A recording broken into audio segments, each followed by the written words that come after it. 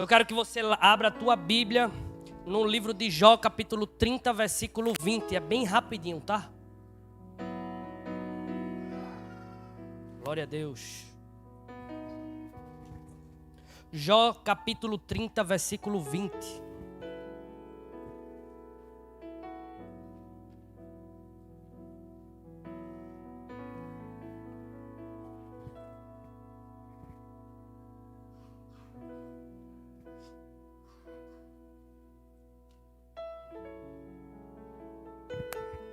Todos acharam? Amém? Diz assim: clamo a ti, porém tu não me respondes. Estou em pé, porém para mim não atentas. Glória a Deus. Olha para o teu irmão e diz assim a ele: o silêncio de Deus, o não de Deus, o primeiro ponto, revela o teu coração. A gente vai ver aqui na história de Jó, meu amigo Mateus, que Jó estava passando por um processo muito difícil, ao qual Deus decidiu provar ele, para mostrar a Satanás que ainda havia pessoas, servo fiel a ele, na obra.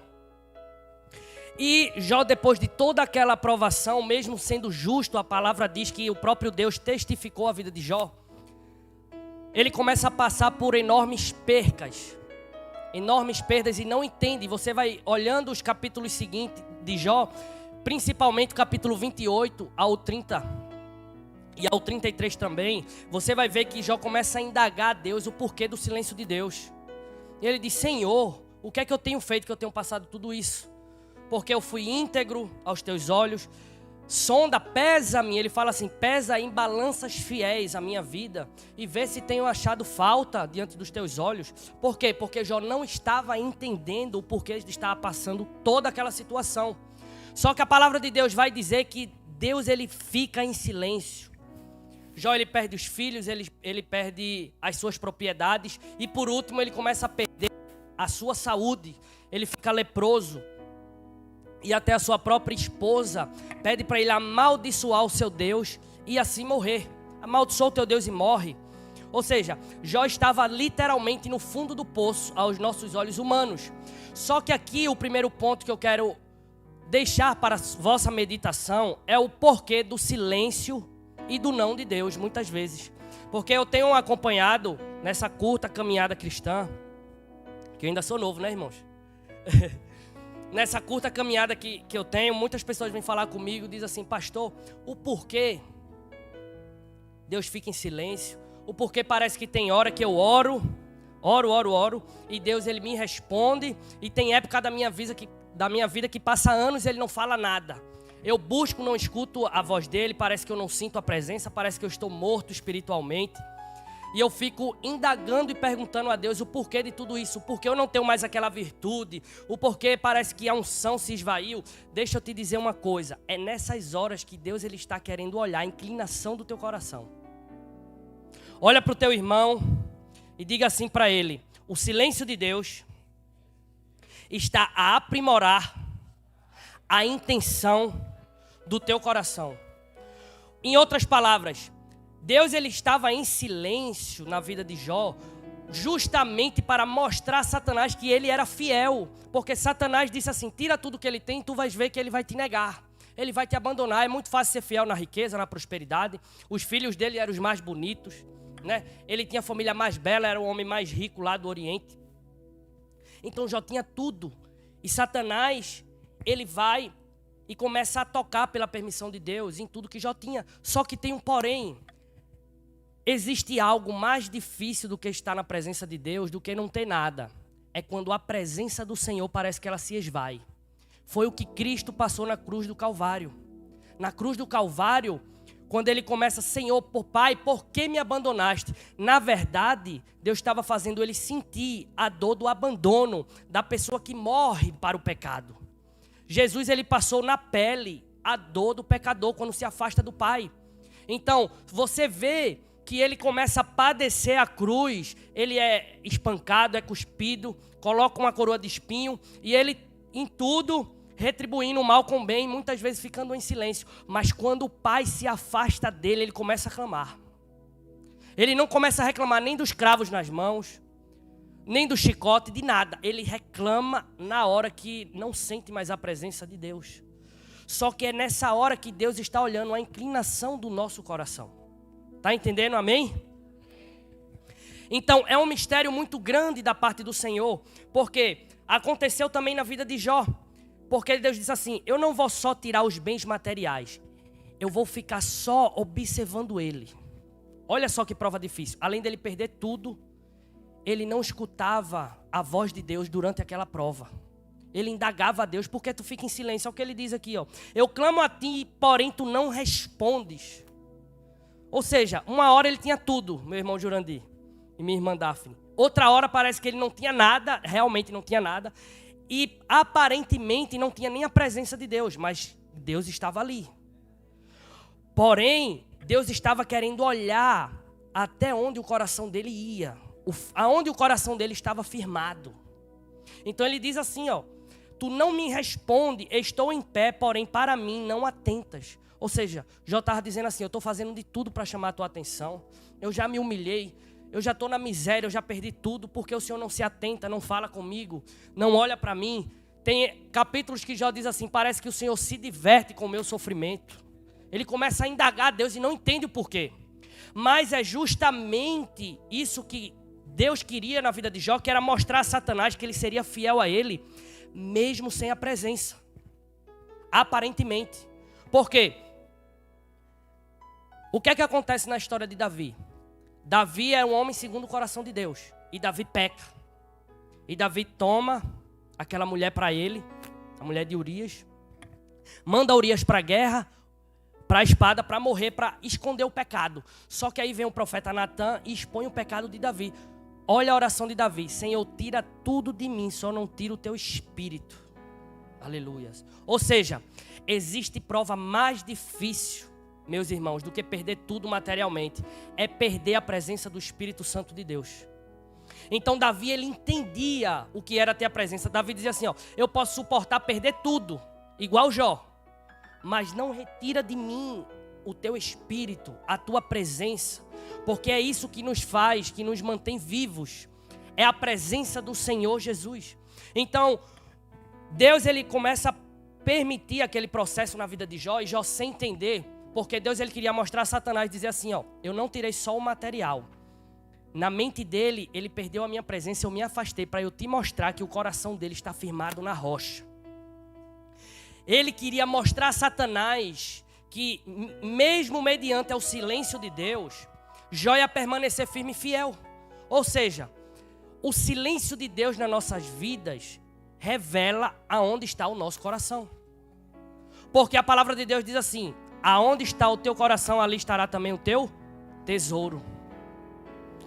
Se o nosso coração estiver firmado na rocha que é Cristo, mesmo ele em silêncio, não iremos nos desviar do seu caminho. Eu vejo muitas pessoas e conheci muitos amigos, e conheço amigos meus, que começaram bem na caminhada com Cristo, até o ponto que Cristo sempre está conosco, mas aparentemente Cristo estava sempre perto. Se é que os irmãos me entendem, sempre estava ali avivado, fervoroso, estava orando, a presença vinha, orava 1 hora, orava 2 horas, parece tudo fácil. Só que tem uma hora que Deus vai dizer assim, ó, agora tu vai caminhar com as tuas próprias pernas. E aí eu quero ver quem é quem. Aleluias. Muitas vezes você, meu irmão e minha irmã, está pedindo a Deus uma resposta, um milagre, uma bênção, e muitas vezes não sabe porque ainda não recebeu. E aí é só passar no teste do tempo, no teste do não de Deus, do silêncio, e aí Deus vai te mostrar que o teu coração está reprovado. Quer um exemplo? Caim e Abel. A palavra de Deus diz que Abel, ele era pastor de ovelhas, e ele pegou o melhor do fruto da ovelha, ou seja, a cria, e ofereceu como um sacrifício agradável a Deus. E Caim, ele mexia com plantações, e ele deu a sua oferta. Só que a Bíblia fala, livro de Gênesis capítulo 4, fala assim que Deus não se atentou para a oferta de Caim, porque deu de mal vontade, ele não deu o melhor, e sim para a de Abel, e gerou ira no coração de Caim. Só que Deus ele ainda alerta, ele fala assim, Caim, por que estás dessa forma? Não podes tu também fazer o bem? Não podes tu dar o teu melhor? Não dá lugar, aí ele diz assim, o diabo está à tua porta, o pecado está à tua porta, não dê lugar. Mas mesmo assim Caim dá lugar e mata o seu irmão Abel. Ou seja, ele não suportou o não de Deus. É a mesma coisa com muitos hoje que a gente se depara. Quando está de frente a um não da parte do Senhor, a um silêncio da parte do Senhor, a intenção do coração dele começa a ser revelada. E muitas pessoas dizem assim, Deus não me ama. Eu abandonei a Deus porque eu tive razão, Deus não fala mais comigo. Não, na verdade você sempre abandonou a Deus. Só que o teu coração, ele estava oculto, ele estava escondido a inclinação dele, porque até o momento você estava tendo tudo que você queria. Ou mesmo que não tinha da forma financeira falando, Deus estava se fazendo presente na tua vida. E você tinha aquela presença maravilhosa do Espírito, como Davi, né? Como Jó tinha no começo da vida, como José. Só que a partir do momento que Deus ele fica em silêncio, ou que ele fala um não, a intenção do teu coração será revelada. Foi depois do não de Deus que Caim revelou o coração dele assassino. Entendeu? Só que, mediante ao silêncio de Deus na vida de Jó, Jó continuou firme e fiel. E é isso que o Espírito Santo de Deus, ele quer na nossa vida. Então você vai começar a olhar hoje o silêncio e o não de Deus de uma forma diferente. Você vai dizer assim, Senhor, muda a minha vida espiritual. Muitas vezes a nossa oração é essa, né? Muda a nossa vida financeira. Dá uma saúde, nos dá saúde, nos traz libertação, nosso familiar, nossa vida, seja lá o que for. E parece que as nossas orações não são atendidas, porque você diz, rapaz, quando eu comecei a orar, Deus ficou em silêncio, parece que Ele esqueceu de mim. É justamente Deus respondendo a resposta da tua oração. Só que você não está entendendo, você acha que Ele virou as costas. Não, Ele está dizendo assim, tu quer o teu milagre? Tá bom, eu vou dar. Mas primeiro passa o não, passa o silêncio, passa o desprezo. Mediante a tua fidelidade a mim, eu vou dizer se você merece ou não. Aleluia. É assim ou não é? Como é que você vai testar a fidelidade de um amigo, de um filho, de um irmão, seja lá quem for, se você não pôr a prova? Muitas vezes tem pessoas que vão fazer uma sociedade. Eu já aconteci isso comigo várias vezes. Eu tenho um negócio lá onde eu morava, ainda tenho. E eu pegava um bolo de dinheiro assim, vira e mexe, eu deixava num lugar assim, bem fingia que eu nem via. E voltava só no outro dia para ver se o dinheiro estava lá. Era. Como é que eu vou colocar uma pessoa à frente da minha empresa se eu não testar ela? Graças a Deus o dinheiro esteve lá. Mas já teve outras vezes que o dinheiro não estava lá. Mas eu não falei nada. E eu já recebi a resposta que eu queria. A mesma coisa é Deus. Muitas vezes a gente pede a Deus, Senhor, se o Senhor abrir essa porta, se o Senhor dobrar o meu salário, aí eu vou ser o melhor crente da igreja. Agora, aí que eu vou dar glória mesmo. Aí Deus diz assim, tá bom, vamos ver.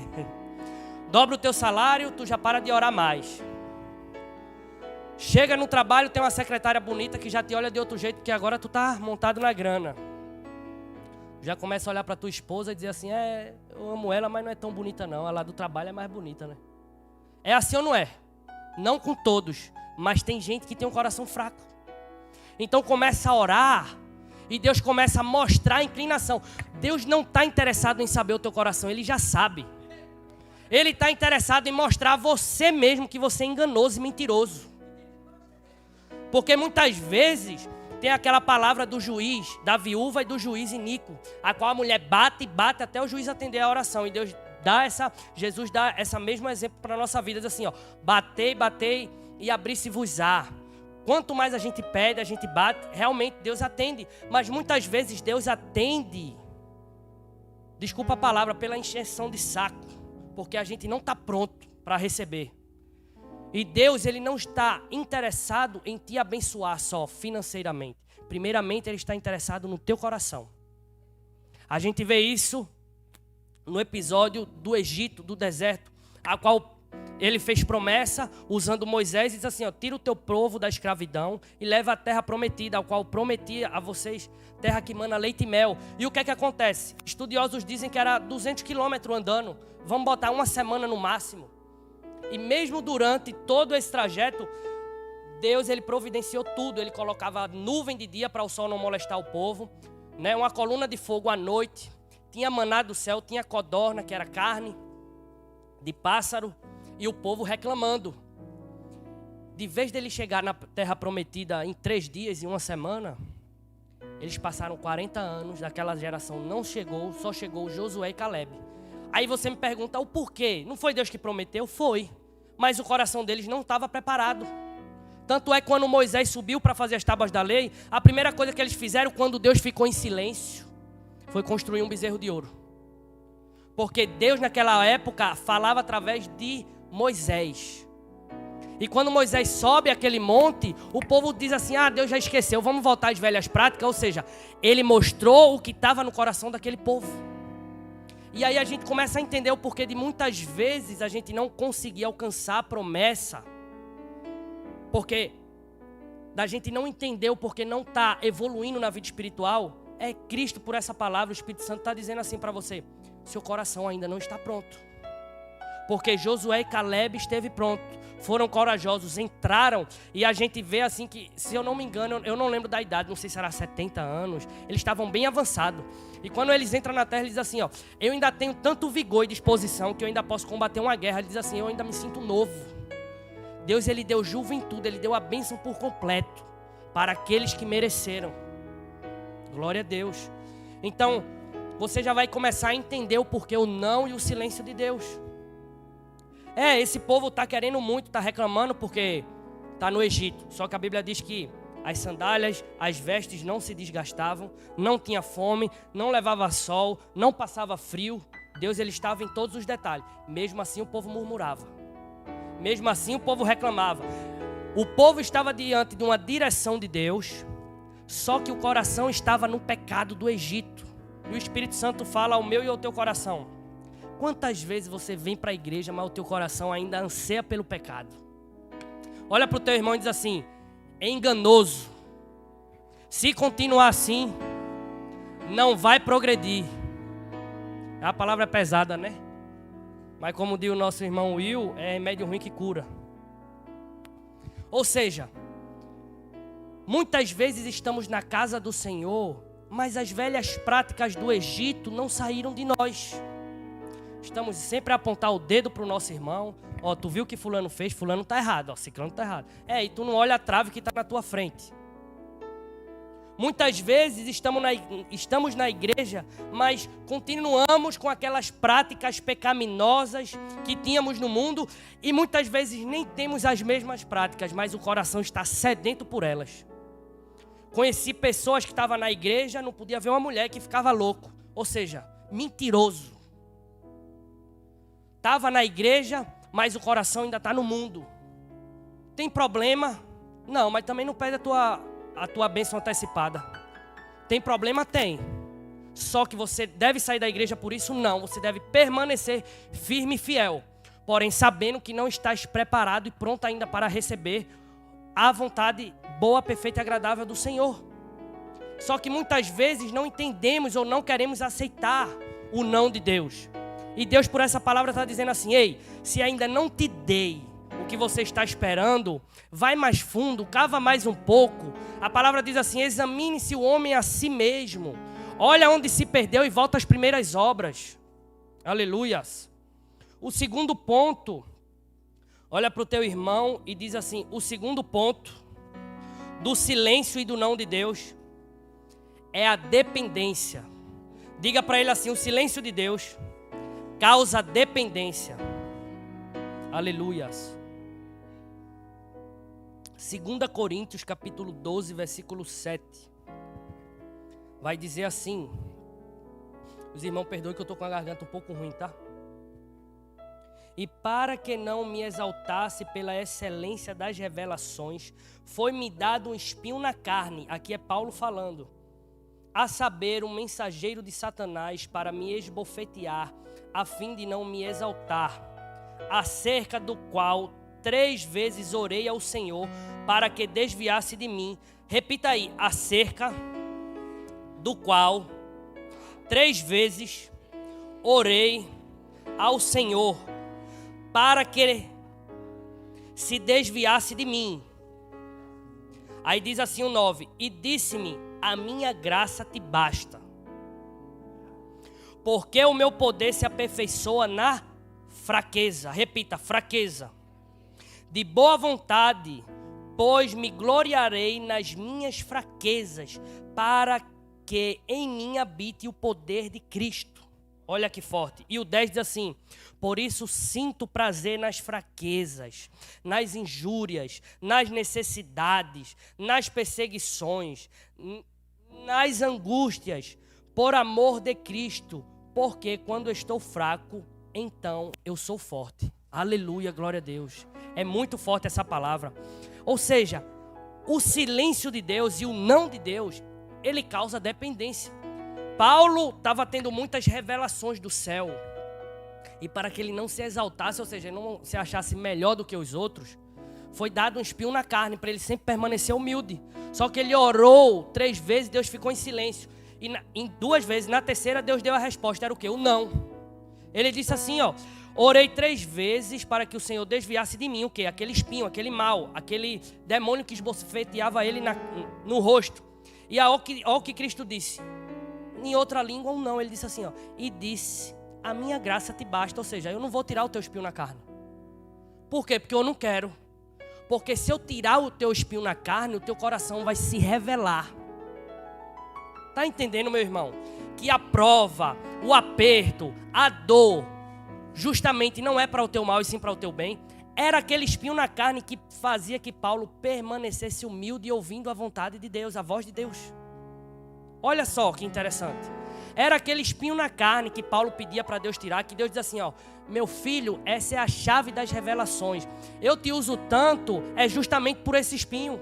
Porque se eu tirar esse espinho, o teu coração vai ser revelado o que era a soberba. Ele ia se achar melhor do que os outros. Ele ia se exaltar. Ou seja, o espinho na carne era como uma prisão para o coração de Paulo não perder o rumo da caminhada com Cristo. E aí ele vai dizer assim, ó: de boa vontade, pois eu me gloriarei nas minhas fraquezas. Paulo começou a entender que aquele espinho na carne, ele levava a sua pessoa tão mais para perto de Deus, que ele começou a se gloriar nas fraquezas, nas dificuldades, nas angústias. Ele dizia assim: rapaz, quanto mais prova eu passo, mais perto de mim Cristo fica. Olha só que segredo, né? Quanto mais prova eu passo, olha o que ele começa a dizer, ó: eu me gloriarei nas minhas fraquezas, para que em mim habite o poder de Cristo. Ou seja, o poder de Cristo estava na humildade. Na humildade. Ele permanecer sempre o quê? Dependente. Aquilo que a gente acabou de falar no segundo ponto. Dependência. Paulo disse assim, ó: se esse espinho na carne, se essas dificuldades, se o que ele mais que ele diz assim, ó, as angústias, as perseguições, glória a Deus, as fraquezas, as injúrias, as necessidades, se isso for tirado de mim, essa minha grandeza espiritual também vai sair embora. Porque eu vou perder aquela essência da presença de Deus. É justamente a dor que eu estou a passar que está a me aproximar de Cristo. É exatamente o não de Deus que eu não queria ouvir, mas que no final eu comecei a entender que o não de Deus foi bom para a minha caminhada cristã. Porque Paulo diz assim, ó, que ele começa a entender, que ele diz assim, ó: em tudo dai graça. Hoje eu sei viver no pouco, no muito. Hoje eu sei ser constante em Deus, independente da situação. Então ele começou a entender que o não de Deus era muito melhor do que ele pensava. Ele achou ruim no começo, mas depois ele começou a entender o porquê do não. Amém? Todos entenderam? Para encerrar, o terceiro ponto, diga ao teu irmão assim: o silêncio e o não de Deus traz amadurecimento. Gênesis capítulo 37 vai falar bem rapidinho sobre a história de José. José era o filho mimoso, o filho mimado do seu pai. Era o queridinho, era o mais novo, era o filho da velhice. E a palavra de Deus vai dizer que ele tem sonhos, e ele, com a sua inocência, era um sonhador. Ele vai chegar para os seus irmãos e dizer assim: eu tive um sonho, E o meu molho prevalecia diante do de vocês e o de vocês se curvava. E eu tive um sonho que o sol e a lua se curvavam diante de mim, 11 estrelas, representando a família. E os irmãos dele ficaram revoltados, como que diz assim, rapaz, ele é o preferido, ainda está querendo reinar sobre nós. Só que tudo aquilo que José tinha visto era plano de Deus. Era realmente isso que ia acontecer. Só que José não estava pronto para exercer a promessa. Olha para o teu irmão e diz assim, Deus não usa crente mimado. Deus não exalta crente fraco. Ou seja, José não estava pronto para ser governador do Egito ainda. Então ele teve que passar todo um processo com Deus. Ele teve que ser vendido, ser caluniado, né? Ser feito como servo, ser preso. E a palavra de Deus diz que José tinha 17 anos quando ele foi vendido e tinha 30 anos quando ele governou, ou seja, ele passou 13 anos de prova. 13 anos de prova. E muitas vezes a gente não entende o porquê está passando tanto tempo de prova. Achamos que é muito tempo, mas olha para o teu irmão assim, diz assim, o tempo da tua prova, a quantidade do tempo da tua prova, me expressei errado, diga assim, quanto maior o tempo da tua prova, maior será a tua exaltação. Ou seja, José não precisou de faculdade, não precisou de nada para ser governador, ele só precisou passar pelo teste e pelo tempo de Deus. Aleluias. Se formos hoje olhar um presidente da república, toda a caminhada que eles passam, né, para se tornar um presidente, ou vamos dizer assim, um juiz, vamos colocar um promotor, um desembargador, são anos e anos de estudo, né? Tem pessoas que estão aí há 30 anos na caminhada e ainda não conseguiu ser. E muitas vezes achamos muito tempo. Só que deixa eu te falar uma coisa. A prova é justamente a faculdade de Deus para te preparar, para Ele te colocar onde Ele quer colocar. Então aquilo que você acha que está perdendo tempo, que está demorando, que está atrasando, é Cristo dizendo assim, não, eu estou te preparando para você viver o melhor que eu tenho para a sua vida. Aleluias. Então muitas vezes, se José fosse olhar pela ótica humana, diz assim, o Senhor me prometeu tudo aquilo, eu fui vendido, fui feito servo, trabalhando na casa dos outros, mesmo eu sendo fiel, ainda fui preso. E cadê a promessa? Só que Deus ele estava dizendo assim, tu estás exatamente no lugar que era para estar. Tu está passando por todas as escaladas da vida. Tu está sendo servo, tu está aprendendo a economizar. Ele viveu escassez e Deus estava preparando ele. E onde ele colocava a mão prosperava, mesmo sendo preso. Mesmo estando preso, a palavra de Deus diz que o chefe daquele presídio colocou José para tomar conta, como posição de liderança. E ele começou a ganhar sabedoria ali, com a prática de vida, no processo, na prova que Deus estava permitindo. Então, quando ele veio, que chegou o tempo da exaltação de Deus, que ele permaneceu firme e fiel, tá, pessoal? Existe uma diferença aí do povo do Egito. O povo do Egito não foi fiel. José, ele continuou sendo fiel e perseverante. Então, o que é que acontece? Quando chegou o tempo oportuno, Deus, ele abençoa José conforme tinha prometido, e ele viu que toda a escassez, tudo que ele passou, serviu para aprimorar o seu coração, porque a gente vê que quando Deus exaltou ele, ele chamou os irmãos e perdoou os irmãos. Aleluias. Então ele foi forjado de dentro para fora, ele estava apto a perdoar. Aquele tempo, quando ele foi posto governador, passaram 7 anos de escassez. E a palavra de Deus diz que José fez prosperar aquele reino, ele conseguiu passar aquela escassez, aquela grande fome, com a experiência de vida que ele tinha ganhado. Ele conseguiu suprir todo aquele reinado daquele povo e não deixou a sua família perecer durante aquela prova. Então, para encerrar, olha para o teu irmão e diz assim: o que Deus vai fazer na tua vida não tem a ver só consigo, tem a ver com todos que estão à tua volta. Olha para ele com firmeza e diz assim: Deus nunca vai te abençoar só para você se engrandecer. Deus sempre tem um propósito maior na tua vida. Aleluias, glória a Deus. Deus exaltou Davi para ele governar Israel. Deus exaltou José para tirar a família e um grande povo de uma fome, de um reino ser extinto. Deus levantou seu filho Jesus para redimir os nossos pecados. E hoje, pela sua morte, todos nós fomos alcançados. Então que você possa entender que a prova que você está a passar não tem a ver só com você, tem a ver com todos à sua volta. Tem a ver com a sua família, tem a ver com o seu trabalho, tem a ver com todos, porque Deus não quer te engrandecer ou te exaltar só para te exaltar. Deus, Ele quer te fazer prosperar, te fazer um servo firme e fiel para você ganhar todos que estão à sua volta. Aleluias! Você tem que ser diferença onde você chegar, aonde você pisar, no teu falar, no teu proceder, no teu agir, no teu vestir. É isso que Deus quer. Por isso que passamos por tantas provas. Por isso que quanto maior a bênção, maior o chamado, maior é a luta. Porque se você sonha grande e você quer estar em posição de destaque, se prepara para as pedradas. Se prepara para o processo. O processo vai te aprimorar a você ter um coração de acordo com a vontade de Deus. Para quando Ele vinha te exaltar, você não envergonhar o Evangelho e o teu coração não se turbar com coisas mundanas. Aleluias! Para encerrar, olha para o teu irmão e diz assim: você não veio hoje por acaso. Deus quer moldar o teu coração.